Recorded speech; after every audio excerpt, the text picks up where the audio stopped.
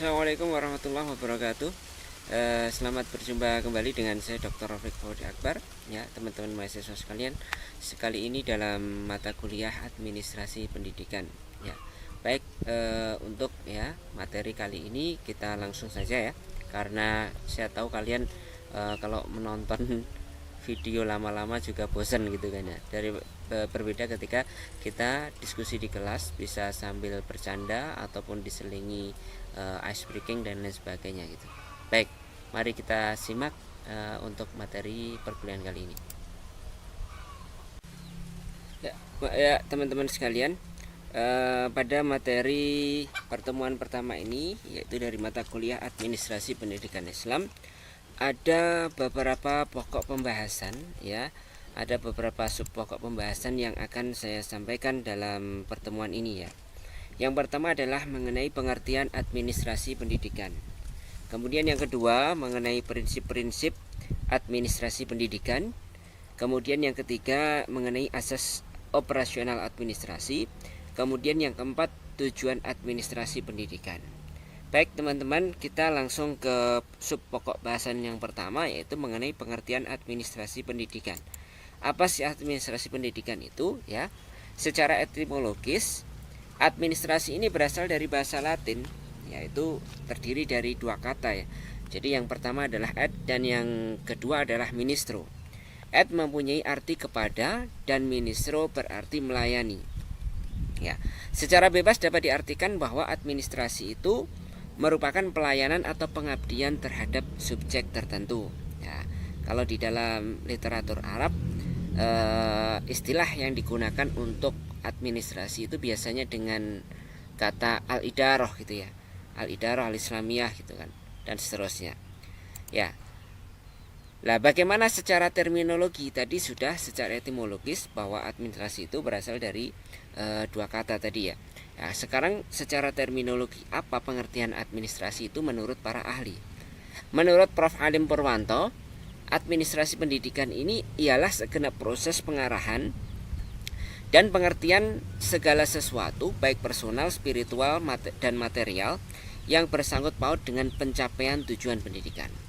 Sedangkan menurut Hadari Nawawi, ya, administrasi pendidikan beliau maknai sebagai rangkaian kegiatan atau keseluruhan proses pengendalian usaha, ya, keseluruhan proses pengendalian usaha kerjasama sejumlah orang untuk mencapai tujuan pendidikan secara sistematis yang diselenggarakan dalam lingkungan tertentu, yaitu terutama dalam lembaga pendidikan formal. Nah, satu lagi pengertian oleh Engkoswara mengatakan bahwa administrasi pendidikan adalah ilmu yang mempelajari penataan sumber daya manusia, yaitu kurikulum dan fasilitas untuk mencapai tujuan pendidikan secara optimal dan penciptaan suasana yang baik bagi manusia dalam mencapai tujuan pendidikan. Teman-teman bisa cermati dari ketiga terminologi ini tadi, kira-kira ada enggak kata-kata yang mirip atau sama gitu ya, yang diungkapkan oleh ketiga ahli ini tadi? Coba kita cermati dari yang pertama di sini ya. Nah, di sini menurut Prof. Alim Purwanto ya, ada kata pencapaian tujuan pendidikan. Jadi beliau menyebutkan bahwasanya segenap proses pengarahan dan seterusnya itu dimaksudkan untuk apa? Untuk pencapaian tujuan pendidikan. Begitu pula dengan Hadari Nawawi ya. Beliau mengatakan bahwa ya, untuk mencapai tujuan pendidikan secara sistematis ya. Jadi administrasi itu ujung-ujungnya itu adalah dimaksudkan untuk mencapai tujuan pendidikan secara sistematis. Begitu pula dengan Engkoswara ya. Beliau juga menyatakan bahwasanya penciptaan suasana yang baik bagi manusia dalam mencapai tujuan pendidikan. Ini kata-kata terakhir beliau. Jadi dari ketiga terminologi ini ada keterkaitan, ada sesuatu, ada kesamaan ya, bahwasanya administrasi ini pada akhirnya adalah dimaksudkan untuk pencapaian tujuan pendidikan. Baik teman-teman, nah sekarang tujuan pendidikan itu apa sih ya? Tujuan pendidikan itu secara umum kan suatu lembaga itu ketika menyelenggarakan kegiatan belajar mengajar, menyelenggarakan pendidikan, maka tidak lain tidak bukan adalah untuk ya menciptakan lulusan-lulusan, menciptakan alumni-alumni yang mereka memiliki ilmu pengetahuan, memiliki skill, kemudian memiliki attitude atau sikap yang baik gitu ya. Yang dalam istilah yang lain, pendidikan tersebut mengeluarkan alumni-alumni atau lulusan-lulusan yang bermutu, sehingga menandakan bahwasanya suatu lembaga pendidikan tersebut merupakan lembaga pendidikan yang produktif. Berbicara mengenai produktivitas lembaga pendidikan, ada 3 hal yang harus kita perhatikan untuk melihat apakah suatu lembaga pendidikan itu produktif atau tidak. Ketiga hal tersebut itu apa?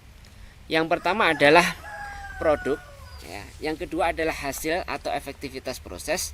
Yang ketiga adalah suasana atau efisiensi. Ya. Dalam pencapaian produktivitas itu diperlukan suatu proses, ya. Minimal meliputi perilaku manusia berorganisasi yang dapat dinyatakan dalam bentuk perencanaan, pelaksanaan, dan pengawasan atau pembinaan atas kewajiban administratif. Ya, ini yang harus kita perhatikan ya. Jadi teman-teman semuanya, kalau besok ya berkecimpung dalam suatu lembaga pendidikan ya, maka agar lembaga kita itu produktif itu harus kita perhatikan 3 hal ini. Produknya bagaimana, yang artinya adalah alumni atau outputnya, lulusannya, kemudian efektivitas prosesnya bagaimana gitu kan. Kemudian yang ketiga, suasana atau efisiensi, ya, yang meliputi atau yang berkaitan dengan pembiayaan yang tepat untuk kegiatan-kegiatan yang menunjang pendidikan. Ya, sekarang kita lihat ya, prinsip-prinsip administrasi itu apa saja. Ya.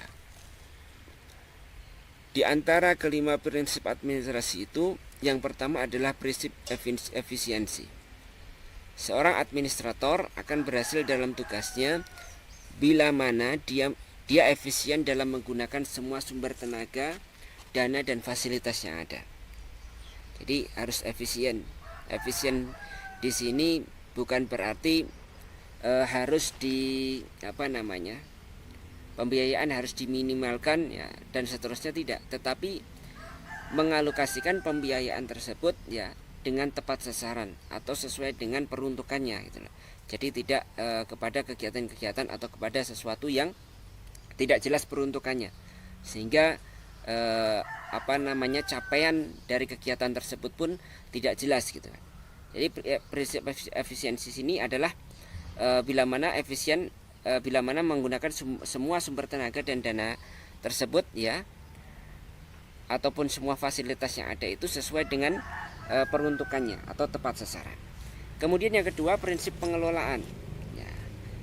Administrator akan memperoleh hasil yang paling efektif dan efisien melalui orang lain dengan jalan melakukan pekerjaan manajemen, yaitu merencanakan, mengorganisasikan, mengarahkan, dan mengontrol ya. Jadi harus dikelola ya. Suatu lembaga itu tidak akan bisa baik ya ketika tidak direncanakan ataupun diorganisasikan dan diarahkan, kemudian dikontrol ya dalam pelaksanaannya gitu ya. Kadang ketika kita melaksanakan suatu pekerjaan ya, melaksanakan suatu program itu ya, ketika tidak direncanakan maka hasil yang akan dicapai pun ya tidak maksimal gitu ya, karena tidak jelas apa yang ingin kita capai gitu. Kemudian yang kedua, ketika tidak diorganisasikan dengan baik juga terkesan kegiatan tersebut berjalan ala kadarnya, tidak terprogram dan seterusnya. Nah, kemudian prinsip yang ketiga adalah prinsip pengutamaan tugas pengelolaan. Jika disertai pekerjaan manajemen dan kooperatif dalam waktu yang sama, ya, seorang administrator itu cenderung untuk memberikan prioritas pertama pada pekerjaan operatif. Administrator harus mampu menghindari kecenderungan negatif ini ya. Sebab ia terlalu sibuk dengan tugas-tugas operatif, maka pekerjaan pokoknya yaitu pengelolaan akan terbengkalai. Jadi tidak mungkin ya atau ketika seseorang itu mendapat ya 2 tugas sekaligus ya dalam waktu yang bersamaan, maka harus diutamakan ya mana tugas yang paling utama atau paling urgent ya. Kemudian baru tugas-tugas yang lainnya ya. Kemudian prinsip yang keempat, ini adalah prinsip kepemimpinan efektif. Administrator akan berhasil dalam tugasnya apabila dia menggunakan gaya kepemimpinan yang efektif, yakni yang memperhatikan dimensi-dimensi hubungan antar manusia atau human relationship, dimensi pekerjaan tugas dan dimensi situasi dan kondisi yang ada. Ya, ini harus diperhatikan. Ketika seorang pimpinan itu memperhatikan ya hubungan antar manusia, gitu. Bukan hanya asal perintah, tetapi dia juga harus memperhatikan ya, bahwa kalau di dalam lembaga pendidikan orang-orang yang dipimpin itu juga merupakan teman sejawatnya. Gitu. Nah, maka ini harus diperhatikan dimensi-dimensi hubungan antar manusia, kemudian dimensi pelaksanaan tugas dan dimensi situasi yang ada. Nah, ini juga harus diperhatikan. Jangan sampai ya seseorang itu ya merasa ini ya, dalam artian itu pimpinan tidak tidak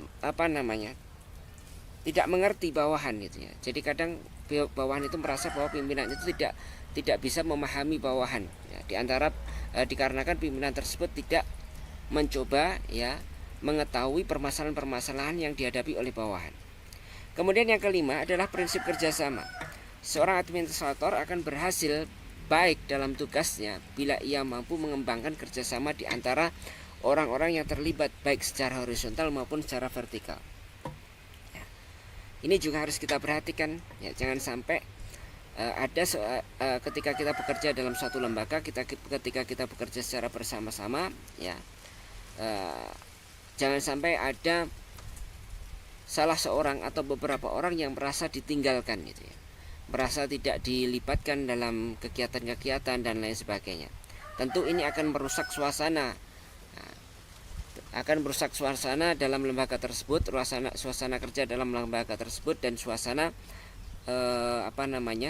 pergaulan antar orang-orang yang berada dalam lembaga tersebut. Ada sebuah hadis yang diriwayatkan oleh Abdullah bin Umar radhiyallahu anhu bahwasanya ia pernah mendengar Rasulullah sallallahu alaihi wasallam bersabda, "Kullukum ra'in wa kullukum mas'ulun an ra'iyatihi." Ya, setiap kalian adalah pemimpin dan setiap ia akan dimintai pertanggungjawaban atas kepemimpinannya. Baik teman-teman, kemudian kita masuk ke sub pembahasan selanjutnya, yaitu berkaitan dengan asas operasional ya. Sistem pendidikan di sekolah Indonesia telah mengalami pembaharuan. Upaya pembaharuan itu dilakukan untuk meningkatkan mutu pendidikan di tingkat sekolah. Bentuk pembaharuan sistem pendidikan adalah kurikulum 2013 ya. Kurikulum tersebut merupakan landasan operasional dalam penyelenggaraan pendidikan di Indonesia. Jadi landasan operasional dalam penyelenggaraan pendidikan di Indonesia itu adalah kurikulum 2013.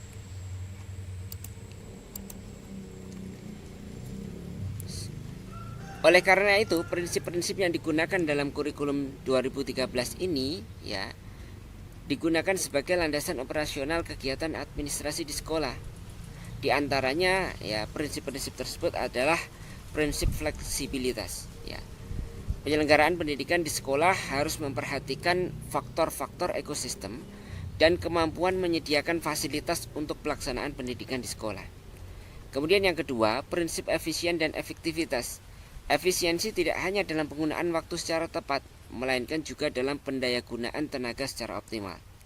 Kemudian yang ketiga, prinsip berorientasi pada tujuan. Semua kegiatan pendidikan harus berorientasi untuk mencapai tujuan. Administrasi pendidikan di sekolah merupakan komponen dalam sistem pendidikan. Maka untuk menjamin tercapainya tujuan tersebut, tujuan operasional yang sudah dirumuskan harus menjadi sandaran orientasi bagi pelaksanaan kegiatan administrasi di sekolah. Adapun prinsip yang keempat adalah prinsip kontinuitas. Prinsip kontinuitas ini merupakan landasan operasional dalam melaksanakan kegiatan administrasi di sekolah. Karena itu, dalam tiap jenjang pendidikan harus memiliki hierarki yang saling berhubungan. Adapun prinsip yang terakhir yaitu prinsip pendidikan seumur hidup. Setiap manusia Indonesia diharapkan untuk selalu berkembang. Oleh karena itu, masyarakat ataupun pemerintah diharapkan dapat menciptakan situasi yang dapat mendukung dalam proses belajar mengajar. Dalam pelaksanaan administrasi pendidikan, prinsip tersebut perlu digunakan sebagai landasan operasional. Ya, prinsip pendidikan seumur hidup. Kalau di dalam Islam, pendidikan seumur hidup itu sudah diajarkan sejak 1400 tahun yang lalu ya. ketika disebutkan dalam sebuah hadis Rasulullah SAW itu bersabda, utlubul ilma minal mahdi ilal lahdi, tuntutlah ilmu dari buayan hingga liang lahat gitu ya. Jadi kita memang dianjurkan untuk selalu belajar gitu ya, belajar dari kecil hingga nanti sampai tua gitu. Bahkan sampai meninggal dunia, sampai sebelum meninggal dunia kita masih diperintahkan untuk selalu belajar, mengenal hal-hal yang baru, hal-hal yang belum pernah kita ketahui sebelumnya, maupun hal-hal yang sudah pernah kita ketahui sebelumnya kemudian kita ulang-ulang kembali. Teman-teman yang berbahagia ya, adapun tujuan administrasi pendidikan ini diantaranya adalah apa yang disebutkan oleh Sergio Vani, itu ada 4 macam. Yang pertama adalah efektivitas produksi, kemudian yang kedua adalah efisiensi produksi, kemudian yang ketiga adalah penyesuaian diri atau kemampuan menyesuaikan diri, dan yang keempat adalah kepuasan kerja. Jadi tujuan administrasi, tujuan manajemen pendidikan yang kita lakukan tadi diantaranya adalah 4 ini ya. Ketika lembaga pendidikan itu sudah ditata dengan baik, sudah dikelola dengan baik ya, direncanakan dengan baik, kemudian dikontrol pelaksanaannya, kemudian dievaluasi pelaksanaannya, maka keempat hal ini akan bisa tercapai. Efektivitas produksi, jadi efektif, berdaya guna ya. Apa yang kita selenggarakan, pendidikan yang kita berikan kepada peserta didik itu betul-betul ya membekali mereka ketika mereka itu keluar dari lembaga pendidikan kita gitu ya, sudah lulus gitu ya. Jadi betul-betul membekali mereka ya. Kemudian yang kedua, efisiensi produksi. Efisiensi produksi di sini dimaksudkan adalah bahwa semua pembiayaan ya, semua pemanfaatan sarana dan prasarana ataupun sumber daya yang dimiliki lembaga pendidikan tersebut betul-betul digunakan ya secara tepat guna gitu ya. Benar-benar digunakan dan kemudian bisa menunjang kegiatan belajar mengajar atau kegiatan pendidikan yang kita laksanakan gitu. Kemudian yang ketiga yaitu kemampuan menyesuaikan diri. Lembaga pendidikan harus mampu menyesuaikan diri dengan dunia industri atau dengan lingkungan sekitarnya. Harus melihat apa-apa yang dibutuhkan oleh dunia industri atau masyarakat, sehingga ya dia harus bisa harus mampu menyesuaikan diri terhadap perubahan-perubahan kurikulum, perubahan-perubahan materi pembelajaran atau materi ilmiah atau keilmuan yang diajarkan atau yang diberikan kepada peserta didik untuk membekali mereka.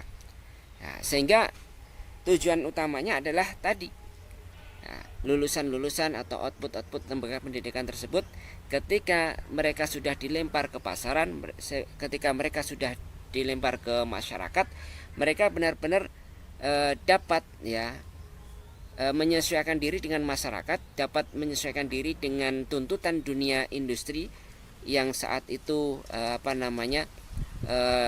dibutuhkan gitu ya. Karena sekolah atau lembaga pendidikan itu sudah membekali mereka dengan pengetahuan, dengan keterampilan ya yang dibutuhkan oleh masyarakat maupun dunia industri. Kemudian yang keempat adalah tujuan yang terakhir adalah terciptanya kepuasan kerja. Ya, kepuasan kerja di sini tentu saja kepuasan dari pelanggan internal ya. Pelanggan internal yaitu adalah mereka yang bekerja dalam lembaga pendidikan tersebut ya, meliputi guru-guru, kemudian para pegawai atau staf dan lain sebagainya gitu. Ya, mereka merasakan kepuasan kerja karena merasakan dukungan lembaga, merasakan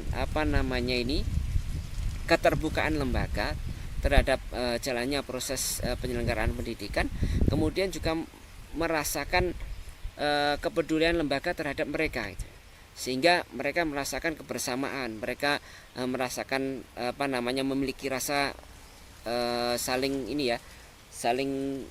mengingatkan, memiliki atau merasa memiliki lembaga tersebut ya, meningkat komitmennya terhadap lembaga dan pekerjaan mereka gitu, meningkat motivasinya ya dalam pelaksanaan pekerjaan. Nah, ini ciri-ciri ketika para guru maupun orang-orang yang bekerja dalam lembaga pendidikan tersebut itu mendapatkan kepuasan bekerja.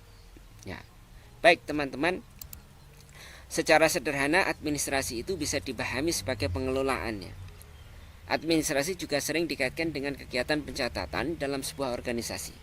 Pencatatan ini merupakan hal yang sangat penting dan vital, karena dengan pencatatan yang baik dan benar, semua kegiatan akan dapat direncanakan di organisasi, ditetapkan dan dikontrol atau dikendalikan, kemudian dievaluasi. Al-Quran telah menjelaskan pentingnya pencatatan dalam kegiatan bermuamalah. Di antaranya adalah firman Allah Subhanahu wa taala yang menyebutkan a'udzubillahi minasyaitonirrajim, ya ayyuhalladzina amanu idza tadayantum bidainin ila ajalin musamma faktubuhu wal yaktub bainakum katibun bil adl wala ya'ba katibun ay yaktuba kama 'allamahullahu falyaktub wal yumlil ladzi alaihi alhaqqu wal yattaqillaha rabbah wala yabkhas minhu syai'a. Hai orang-orang yang beriman, apabila kamu bermuamalah tidak secara tunai, untuk waktu yang ditentukan hendaklah kamu menuliskannya, dan hendaklah seorang penulis di antara kamu menuliskan dengan benar. Baik teman-teman mahasiswa semuanya, nah, kita akhiri dulu pada pertemuan ini. Sekian ya apa yang bisa saya sampaikan, kurang lebihnya saya mohon maaf. Wassalamualaikum warahmatullahi wabarakatuh.